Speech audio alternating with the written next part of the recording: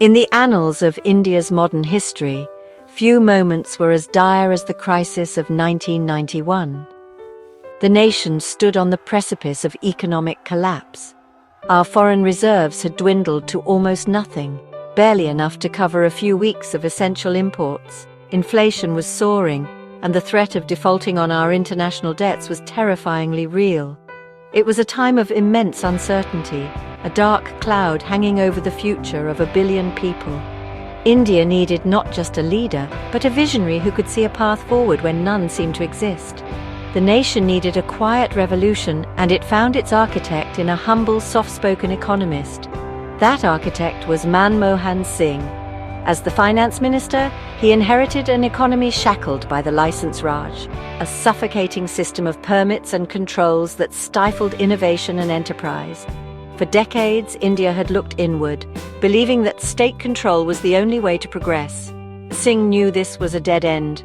With quiet determination, he stepped onto the parliamentary stage and declared, "No power on earth can stop an idea whose time has come."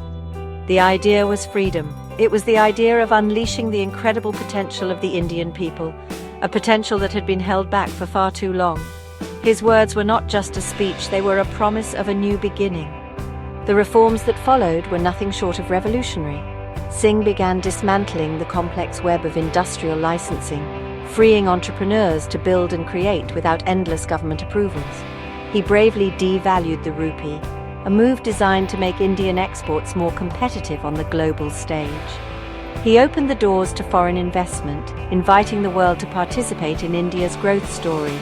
Tariffs on imports were slashed, and the process of divesting from inefficient state-owned companies began.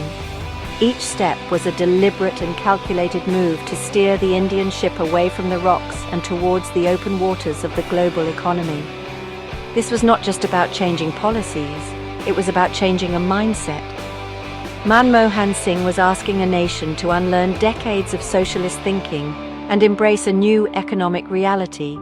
It required immense courage and unwavering conviction.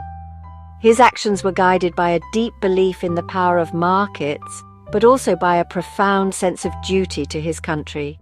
The reforms of 1991 were the foundation upon which the modern Indian economy was built. They were the first crucial steps that would later enable India to withstand global shocks and embark on a path of unprecedented growth, setting the stage for the decades to come.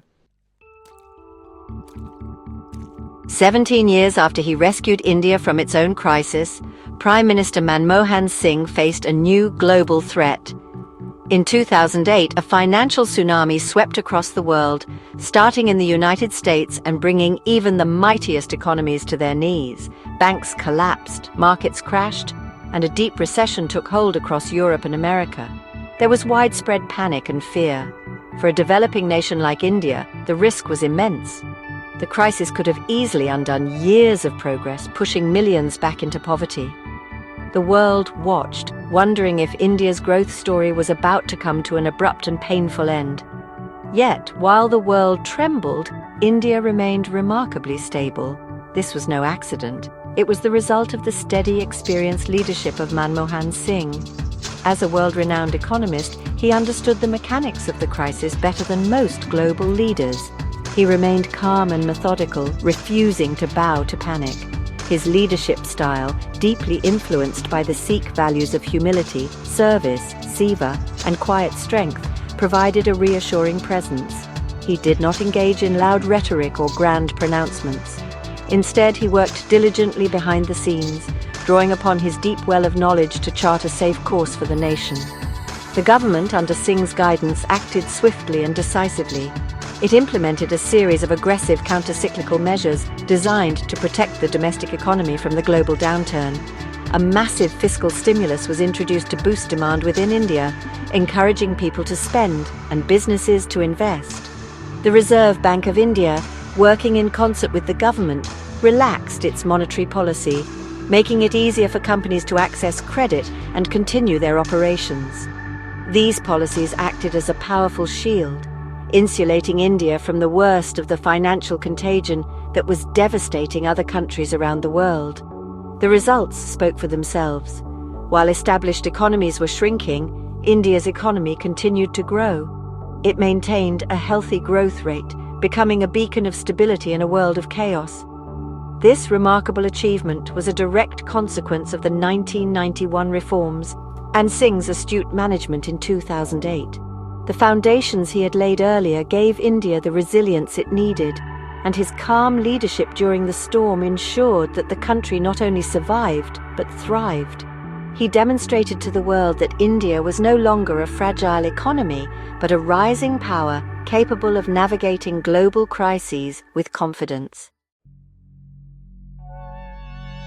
Manmohan Singh's tenure as Prime Minister was not just about managing crises, it was about building a more equitable and prosperous India for all its citizens. He understood that economic growth was meaningless if its benefits did not reach the poorest and most vulnerable. His vision was for inclusive growth, where every Indian had the opportunity to lead a life of dignity.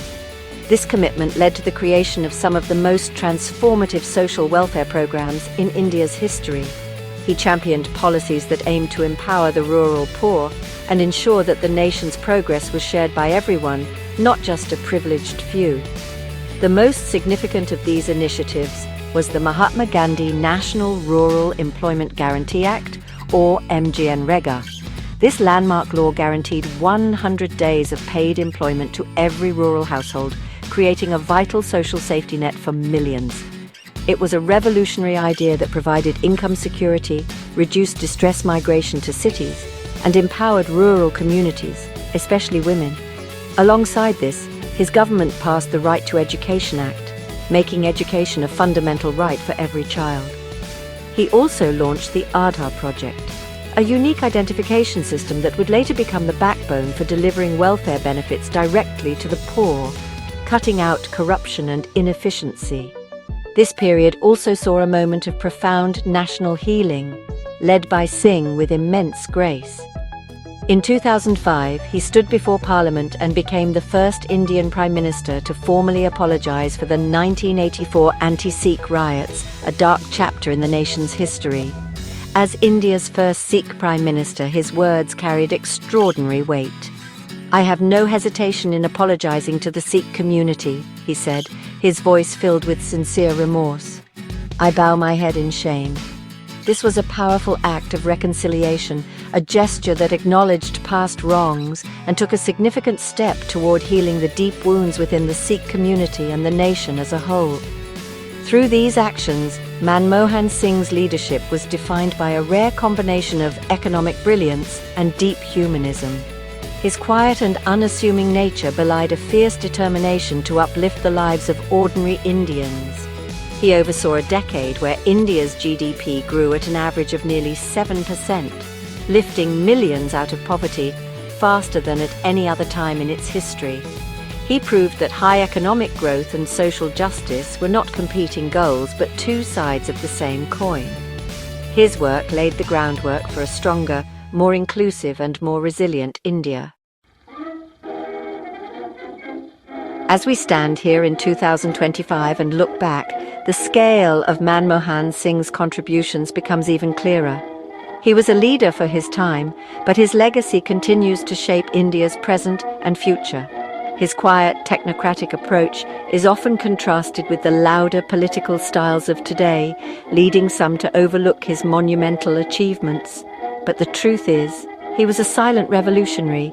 He steered India through two of its most perilous economic challenges with wisdom and foresight. His work built the platform from which India now launches its ambitions to become a global superpower. He deserves to be remembered not for the noise he made, but for the solid foundation he built. One cannot help but wonder what more could have been achieved. If a leader with his proven economic expertise and steady hand were at the helm today, in 2025, how much further could India have gone? With his deep understanding of global economics and his focus on long-term structural reforms, he would have been uniquely equipped to navigate the complex challenges of the modern world. His leadership could have accelerated India's growth trajectory even further, ensuring that the nation's rise was both rapid and inclusive. It is a testament to his impact that we can imagine an even brighter future under his continued guidance. His life and career serve as a powerful lesson in leadership. It is a reminder that true strength does not lie in aggression or volume, but in integrity, knowledge, and an unwavering commitment to service.